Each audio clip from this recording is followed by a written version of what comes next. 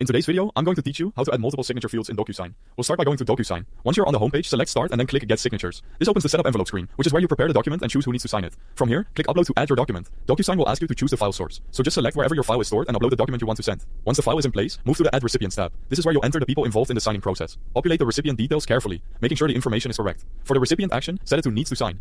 So DocuSign knows this person must complete a signature. After that, click Add Recipient to include another signer. Then, click Add Recipient again if you need to add one more person. Populate the details for that recipient as well. Before moving on, take a moment to review the details. This is an important checkpoint because it helps you catch any mistakes in the recipient list before you place fields on the document. Once everything looks right, click Next, Add Fields. Now you're in the section where you can place signature areas directly on the document. Click Signature, then drag and drop the signature field onto the page where the signer should sign. If you need more than one signature field, click Signature again and place another one wherever it's needed. You can continue adding more signature fields if necessary. In this example, we're adding them for every page, which is useful when a document requires signatures or initials in multiple locations. Just repeat the same action by selecting the signature field and dragging it onto each required section of the document. This makes the signing experience much more organized and ensures nothing important gets missed. You should also know that a date signed field can be added as well. This is helpful if you want the signed date to appear automatically alongside the signature. It adds clarity to the document and is often useful for record keeping. Once all your signature fields are in place, you have two options. You can send the document right away by clicking Send, or if you're not ready yet, you can save it for later and come back when needed. And that's how to add multiple signature fields in DocuSign. Follow these steps carefully, review your setup before sending, and you'll make the signing process smoother for everyone involved. Thanks for watching.